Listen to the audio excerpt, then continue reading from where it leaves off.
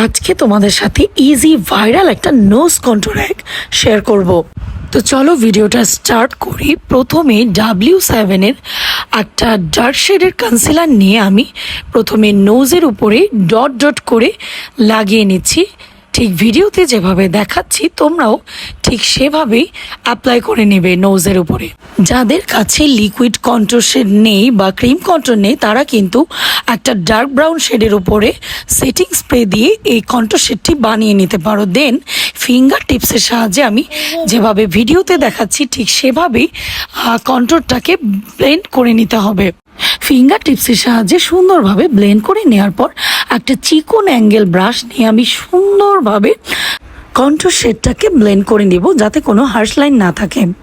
এবং এরপর একটা লুজ পাউডার নিয়ে প্রথমে আমি নোজের সাইডে এবং মিডলে অ্যাপ্লাই করে নিব যেভাবে আমরা রেগুলার বেসিসে অ্যাপ্লাই করি। এরপর আমরা অল্প একটু সময় অপেক্ষা করে ওই ব্রাশটা দিয়ে লুজ পাউডারগুলোকে ঝেড়ে নেব। অ্যান্ড দেন নোজ একটা ওয়েট অ্যান্ড ওয়াইল্ডের সুন্দর হাইলাইটার আমি অ্যাপ্লাই করে নিচ্ছি। হাইলাইটারটা অ্যাপ্লাই করে নেওয়ার পর ফাইনাল লুক ডান। দেখো নোজটা কিন্তু আসলেই খুব শার্প দেখাচ্ছে। এটা খুবই ইজি একটা নোজ কন্ট্রোল হ্যাক। তো তোমরা যদি এরকম ভিডিও আরও পেতে চাও আমার ফেসবুক পেজ এবং ইউটিউব চ্যানেলের পাশেই থেকো।